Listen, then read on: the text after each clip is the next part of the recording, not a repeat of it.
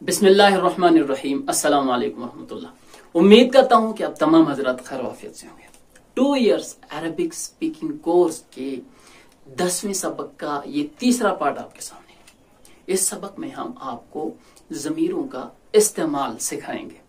ضمیر جیسے ہو مذکر کے لیے اور ہا مؤنث کے لیے استعمال ہوتی ہے، لیکن جب ہم جملے بناتے ہیں تو جملے استعمال کرتے ہوئے ہمیں یہ پرابلم ہوتی ہے کہ ہم مؤنث کے لیے کون سی ضمیر کا استعمال کریں، مذکر کے لیے کون سی ضمیر استعمال کریں۔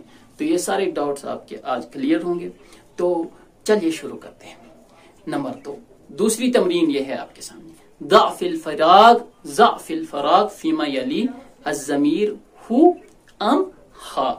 چلیے جی، ضع کے معنی آپ رکھیے، فی الفراغ خالی جگہ میں، فیما یلی نیچے دیے گئے جملوں میں، الضمیر ضمیر کو رکھیں، ہو ام ہا۔ ٹھیک ہے، جملہ آپ کے سامنے ہوگا، سینٹینس۔ آپ کیا کریں گے، کلمے کے ساتھ ہو کہاں پر ضمیر استعمال کریں گے اور ہا ضمیر کا استعمال کہاں کریں گے، یہ آپ کو بتائیں گے۔ تو چلیے پہلے تو آپ کو ہم بتا دیتے ہیں کہ ہو ضمیر کہاں واحد مذکر غائب کے لیے استعمال ہوتی ہے۔ ٹھیک ہے، ہو ضمیر واحد مذکر یعنی ایک ہو، مذکر ہو اور کیا غائب ہو، تو اس کے لیے ہم کیا کریں گے، ہو ضمیر استعمال۔ ٹھیک ہے، یعنی ہو وہ ایک شخص۔ اسی طرح اگر 2 ہوں تو ہما، اگر 3 ہوں تو ہم، اور اگر 1 ہو اور مؤنث ہو تو ہا، 2 لڑکیاں ہوں مؤنث ہوں تو ہما، اگر 3 ہوں تو کیا کریں گے، ہننا، 3 سے آگے بھی ہننا ہی چلے گا۔ اسی طرح اگر 1 ہو اور سامنے ہو یعنی حاضر ہو مخاطب ہو تو کا، 2 ہو تو کما، 3 ہو تو کم، اس سے زیادہ بھی کم ہی چلے گا۔ 1 ہو اور مؤنث ہو تو کیا چلے گا، کی، 2 ہوں تو کما، اور اسی طرح 2 سے زیادہ ہوں تو کننا، اور اسی طرح واحد متکلم کی ضمیر کیا ہے، یا متکلم۔ ٹھیک ہے، بتائیں گے جیسے قلمی، میرا قلم۔ ٹھیک ہے، ضربنی، اس نے مجھے مارا۔ ٹھیک ہے، نی، تو یا اس میں کیا ہے، واحد متکلم، اور اسی طرح نا ہم سب کے لیے۔ ٹھیک ہے، نا اس میں مذکر مؤنث تثنیہ جمع سب شمار ہوتے ہیں۔ تو چلیے ہم آپ کو بتاتے ہیں کہ یہ کیسے استعمال ہوتی ہیں یہ ضمیریں۔ ایک بار اور سن لیں اور یاد رکھ لیں، اور ان کو اپنی کاپی پر ضرور آپ نوٹ کر لیں۔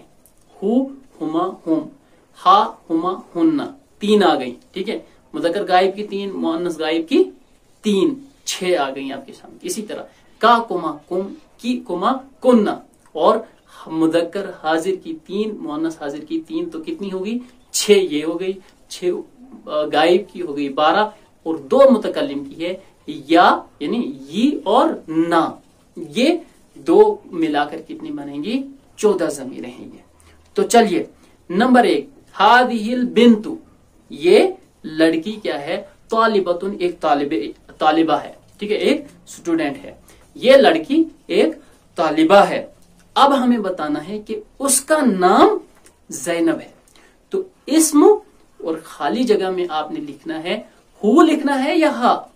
دیکھیں میں نے آپ کو بتایا تھا کہ کیا ہے، اس کا نام مطلب کہ غائب ہے اور ایک ہے وہ، تو کیا اس کے لیے ہا آئے گا، اسمہا زینب، اس کا نام زینب ہے۔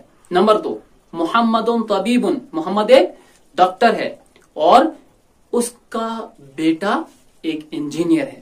ٹھیک ہے، وابن ہو، ٹھیک ہے، محمد کی طرف ضمیر لوٹانی ہے، اوپر ہم نے اسمہا میں بنت کی طرف ہا کی ضمیر لوٹائی تھی، یہاں ہم نے ابن ہو میں ہو کی ضمیر کہاں کی طرف لوٹائی، طبیب یعنی محمد کی طرف۔ ٹھیک ہے، محمد وابن ہو اور اس کا بیٹا۔ ٹھیک ہے، اب دیکھیں، ھذا الرجل تاجر کبیر، یہ آدمی ایک بڑا بزنس مین ہے، اسم ہو عبداللہ، اس کا نام عبداللہ ہے۔ دیکھیں اسم میں ہا کیوں نہیں لگایا، ہم نے ہو کیوں لگایا، تو اس کی وجہ یہ ہے کہ ھذا الرجل آدمی جو ہے کیا ہے، واحد ہے اور کیا ہے، مذکر ہے اور غائب ہے، اس لیے ہم نے ہو لگایا۔ اسمہ کیا ہے؟ عبداللہ، اس کا نام عبداللہ ہے۔ نمبر 4 آمینۃ فی الغرفۃ، آمینہ کمرے میں ہے، وہ امہا فی المطبخ، اور اس کی والدہ کچن میں ہے۔ دیکھیں امہا یعنی آمینہ کی ماں، تو یہاں پر ہا کی ضمیر آمینہ کی طرف لوٹ رہی ہے، وہ واحد مؤنث ہے، تو یہاں پر ہا لگائیں گے۔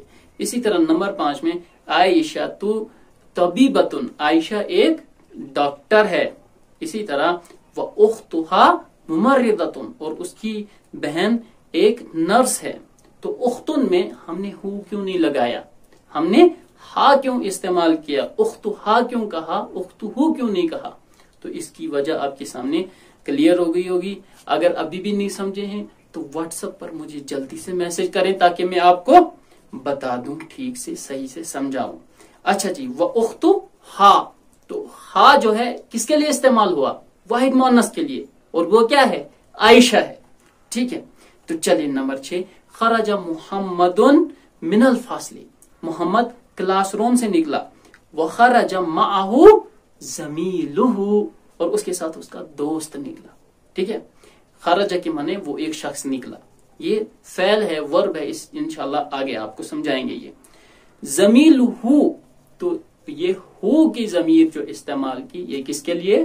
واحد اور مذکر کے لیے ہم نے استعمال کی، ٹھیک ہے۔ تو یہ آپ کے سامنے 10ویں سبق کا تیسرا پارٹ تھا۔